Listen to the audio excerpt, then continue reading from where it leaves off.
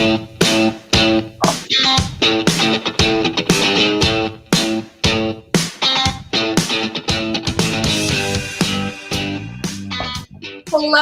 Region Niners. Welcome to IAM USA Region 9's podcast, Region Talk.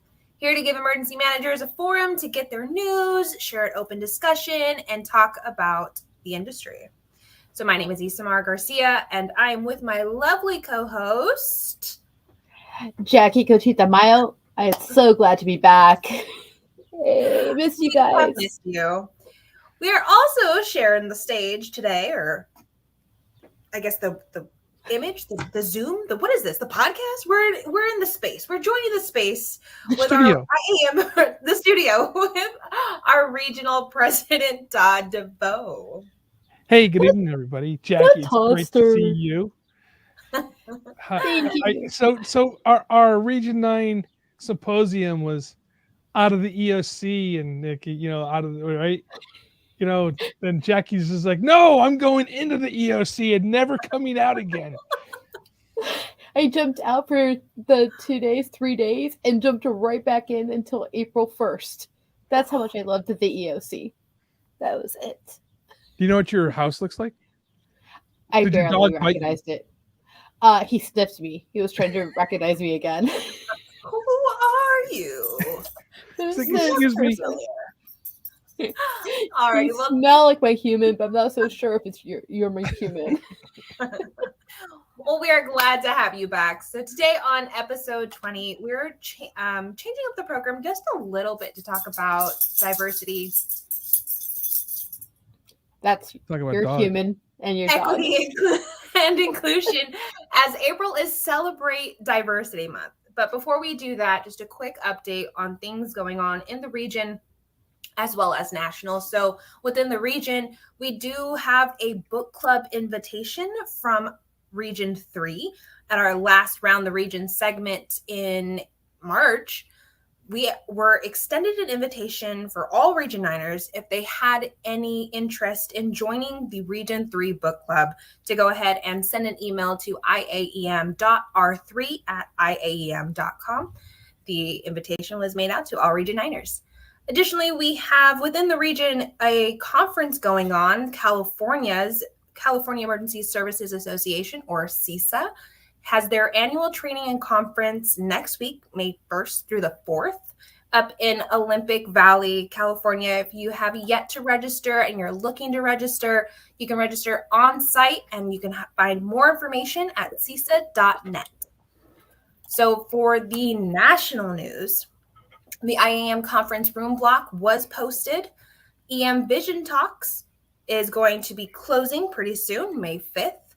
And then just 2 resources for you to keep in the back of your mind. IAM Dispatch is a feature available for all IAM members. That's a way to view newest articles, what's trending, and the most viewed articles in order to get more information about what's going on in the field. The second piece of information that is offered to all IAM membership is IAM Connect. IAM Connect is a way for you to join in dialogue, just hop in a conversation or start a conversation either within a caucus, at the membership as a whole, or within your region. So 2 things, IAM Dispatch to look out for and IAM Connect. Am I missing anything for updates? No, I totally think that all of our Region 9 members need to check out IAM Connect. It's a great platform where you get to know everybody. If you have questions, I've recently used it for a lot of my plan updates, and it's amazing the wealth of information that's shared by your counterparts, your colleagues, and your friends. Hi, Jorge Rodriguez. Thank you for responding back to my mass care question, by the way. But it's a great platform. So if you haven't checked it out, it's a great benefit. Thank you, IAM USA, for giving us that availability to talk with each other. Alrighty, so this podcast episode, we are celebrating diversity as it is Celebrate Diversity Month. And Celebrate Diversity Month actually was first initiated in 2004 as a way to recognize and honor diversity and understand as well as appreciate our differences, as well as our similarities. So, in order to foster a deeper understanding, we are now celebrating diversity on this podcast specifically. It's also a very important value, diversity being a value, because people build strong connections through this sense of identity. And as long as we have better education, better outcomes, better systems in place to support and understand diversity, we'll be able to find equity and inclusion as a result, specifically in the workplace, especially in our business, right? Truth. I mean, what we do for a living, we need to have diversity of thought, diversity of opinion, and also, you know, the diversity of what our profession looks like to reflect the communities that we're serving, you know, and so I think that's critical as well. Absolutely. It's with diversity that comes understanding, and with understanding comes networking and understanding and relationships. So one can't happen without the other, and it's beautiful. And some things have changed, even within the last couple of years. And so if we embrace that change of and get to learn from it, what new roles and what new outcomes are going to come from our world, and it's going to be a lot of great things. That's what it is. Whole community, right? We preach it. We totally preach it. Time to practice it. Yep. Absolutely. And I think when we take a look at the whole community, you know, one of the things I think is interesting, and I'll go back to doing some of the planning way in the backpack machine.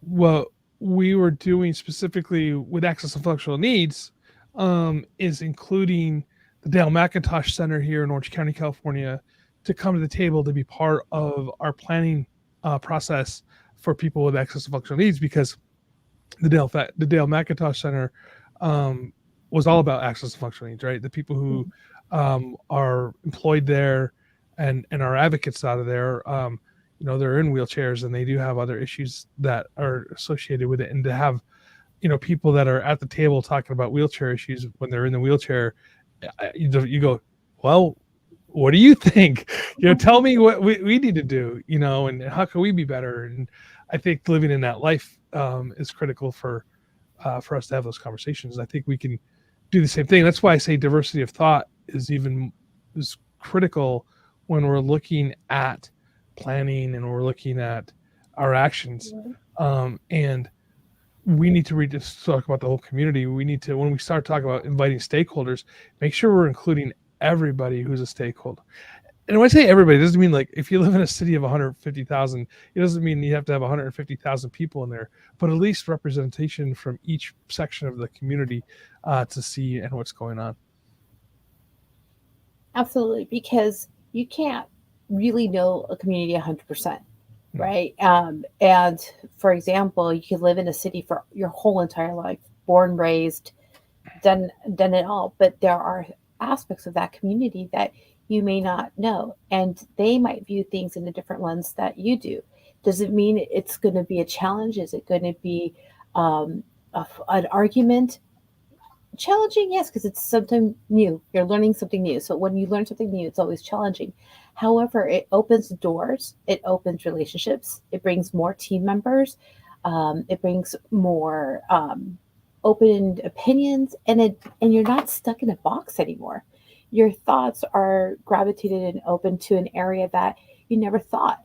Like they might know a back way. For example, if you're working in evacuations, and you probably know that area, you've probably known it 1,000 times, your favorite restaurant's there, you go there, but somebody knows a back way. And if we close it off because you didn't connect with somebody, a stakeholder who was maybe a faith-based organization or a community-based organization, you would never know that there's an access to a certain road, a critical road, because you just didn't invite that person, because you just didn't think of the diversity. And our workplace is not behind our desk anymore. It is out there. It is with our stakeholders, and we have to embrace that at the same time. And also, I think embracing being uncomfortable, because those conversations are really hard to have, and it feels inclusive yet exclusive at the same time, but at least having the courage to start that conversation, because they do deserve a seat at the table. We all deserve a seat at the table. So I think a way to approach it, I mean, call it out if this makes me a little uncomfortable, which I'm sorry, I'm unfamiliar, and then go ahead and say it. I think being comfortable with the uncomfortable is another step for that too. What do you mean by that? Being comfortable with the uncomfortable? Yeah. Well, the language, right? So I know that I would have hesitancy. Well, I have had in the past hesitancy approaching this topic in regards to access and functional needs, but I put it out there in the forefront, like, this is not my topic, and I hope not to offend you. That's not my, it's not my intent. I'm coming here for inclusivity. I really want to hear your take, your experiences. What can we do better? And I think and it made me uncomfortable. So I think approaching it in that manner was also welcoming, because I let them know, hey, I'm vulnerable right now, and I really want to be one with you in this whole community aspect. So I had to be comfortable with being uncomfortable with how I did it. Yeah, talk about the workplace.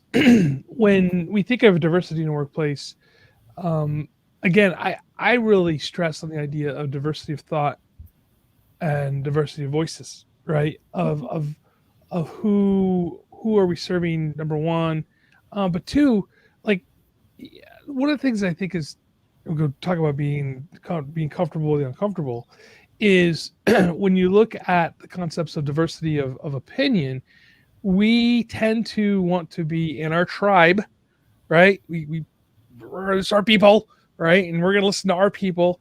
And if you are part of our people, then we're going to not talk to you, right? And what we need to hear, like, what everybody has to think. And if you like red Skittles, you need to find the people that like purple Skittles, and sit down and talk, right? And then eventually maybe you start sharing your Skittles, and that's the important part, right?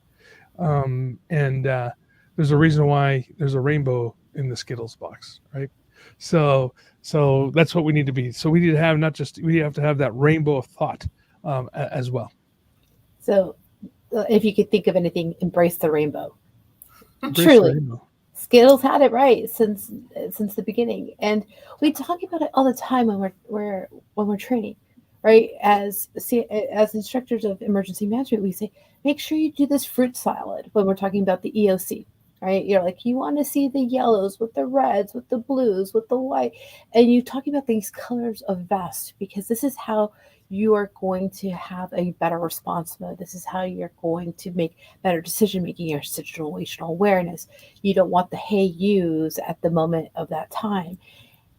So why not incorporating that same fruit salad Skittles concept when it comes into diversity, equity, inclusion, and beforehand in with the network? Because I think one of a lot of the things that we realize and sometimes forget at the same time is that when you have murky waters, right, and you have everything separated, you want to like separate the oil, everything. But when you start coming together and you're noticing the differences, you're not comfortable because maybe you're not into mixing, the operations with management because of whatever issue that might happen. Things start coming together, and then red and white starts making pink, and then this pink, it starts coming to fuchsia, and then it comes to this beautiful color that you don't even know anymore, because all these colors are coming together. And guess what? You're just now breaking down stereotypes and things and thoughts that you thought was, oh, it was only red, it was only operational, or oh, it's only white, it's only management.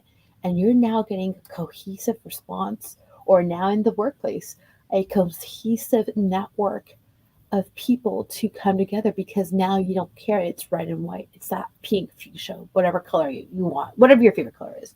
And it's because you didn't want to touch, you were scared, but now that fear has turned into something beautiful. So imagine how many times you can make that beautiful color over and over and over again, just because you're breaking down the stereotypes, you're breaking down thought process, you're breaking down what we've been told. It's always been like that. How many times you're the same person say, oh, I hate when people tell me it's always been like that. But then when it comes to DEI, you're that person's like, oh no, we can't change that. It's been like that, and we're not changing it. Isn't that odd? Like as emergency managers, that's the thing. Like at work, we don't want that comment, but then sometimes we have to fight that stereotype of, oh, but it's always been like that. Oh, it's always been like that. It's always been like that.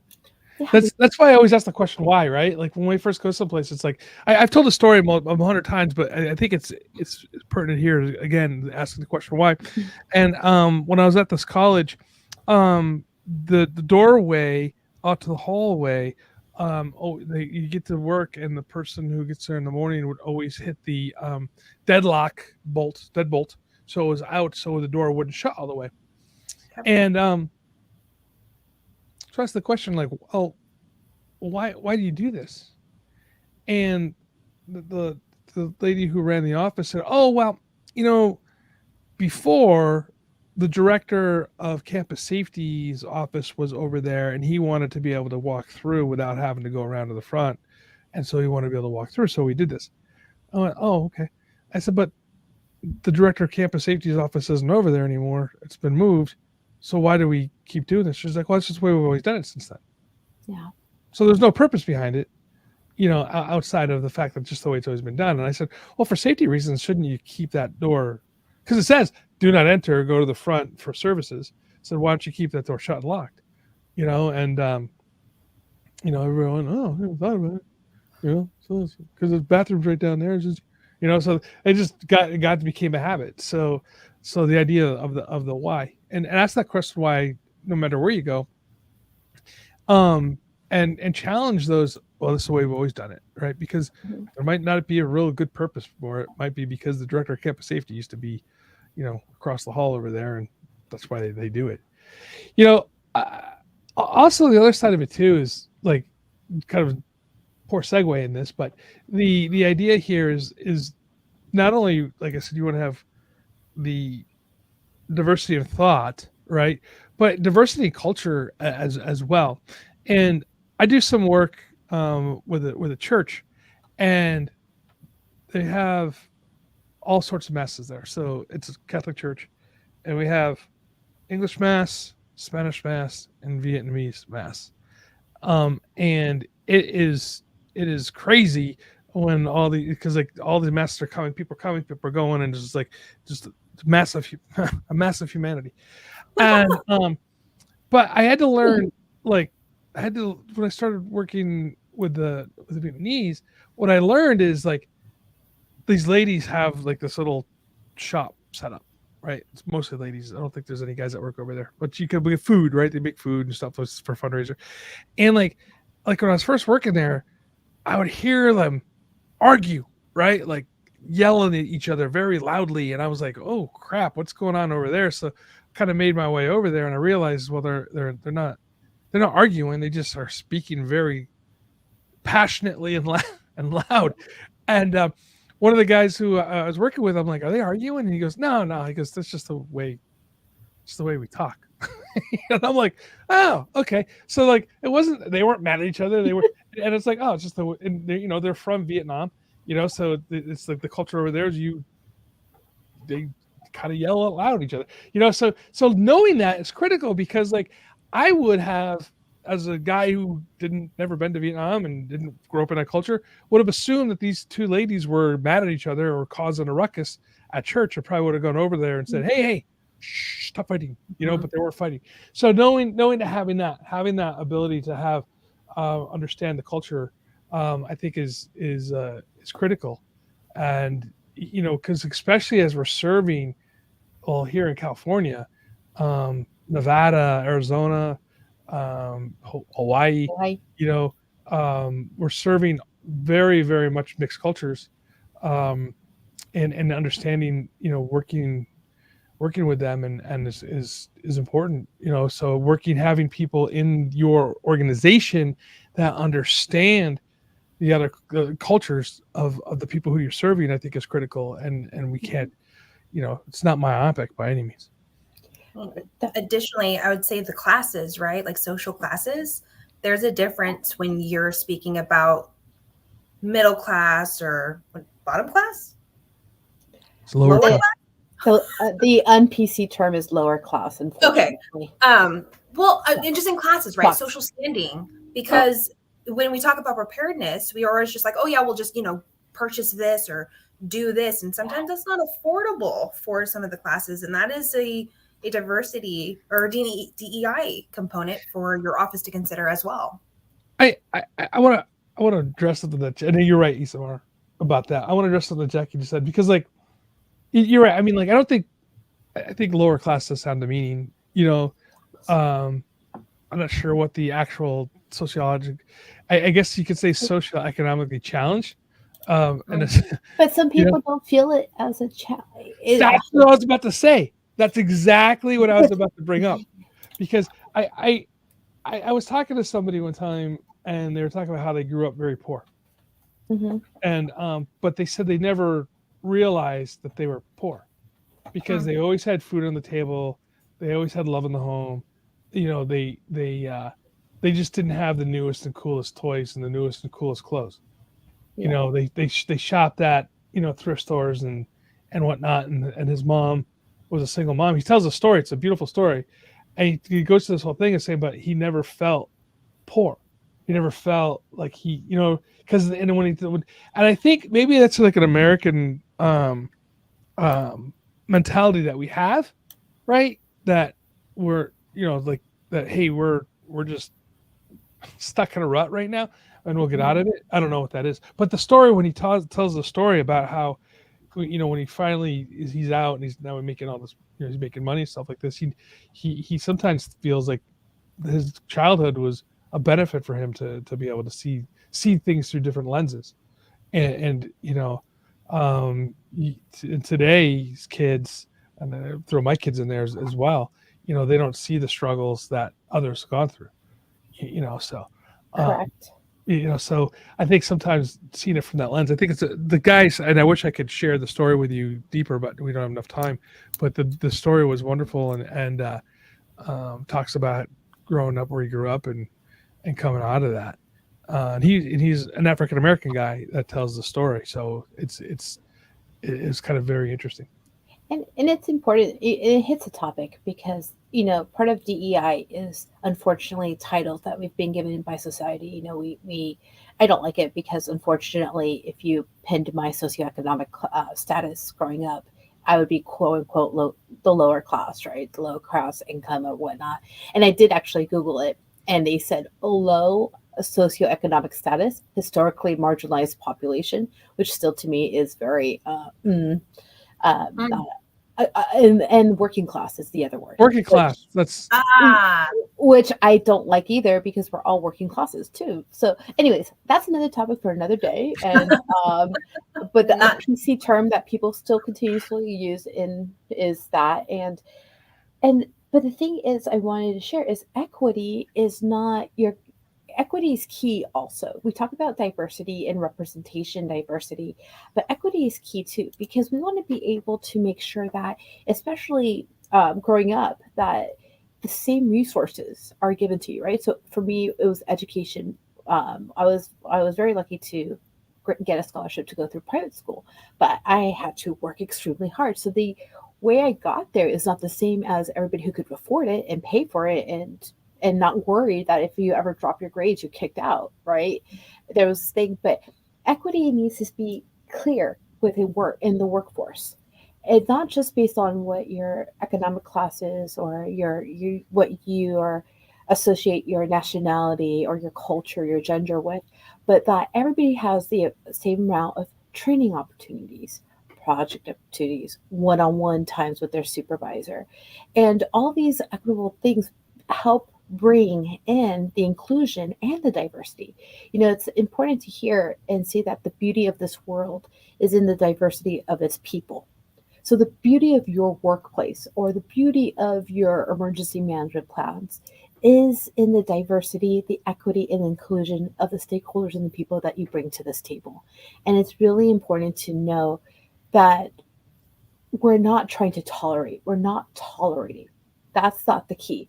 DEI is not to tolerate people's differences. It's really to embrace it and bring in the richness of it, bringing it in the same levels in the same compounds, no matter who, what, where you are from. If you, it's just you're there, and that true initiative and the true layers brings more intelligence and brings in more whole community approach because you're giving it to everyone and not just one thing or one group or one individual. It is just everybody has it so they all could see and be on the same playing field. And I think that's really key with emergency management and what we think about when we're working together and when we're writing our plans and doing our response and recovery, guys. We talk about socioeconomics, recovery. Yeah, Recovery absolutely.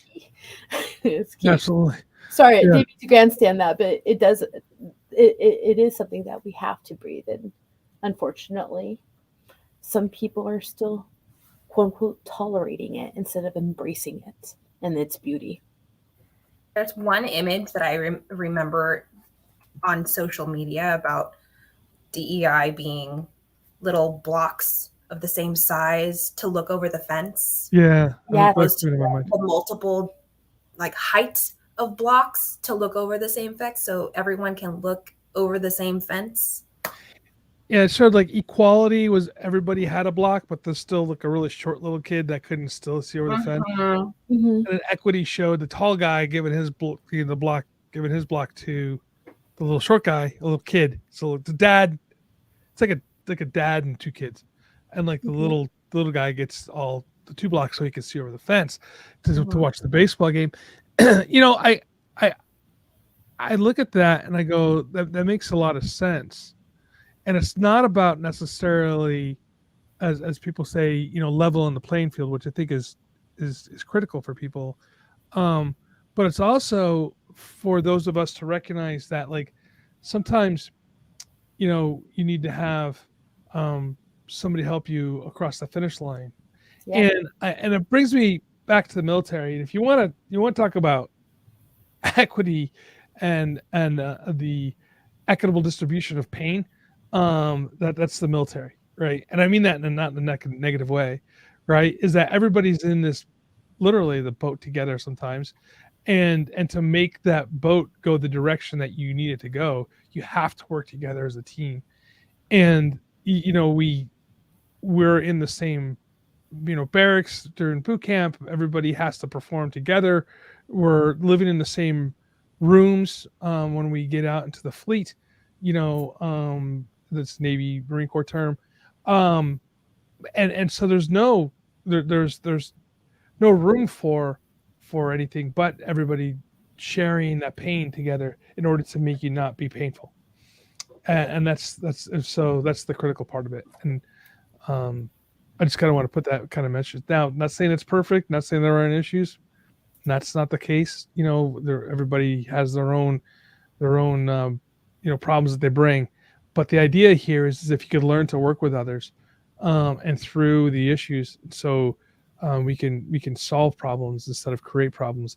I think would be much better off of where we are than we are today.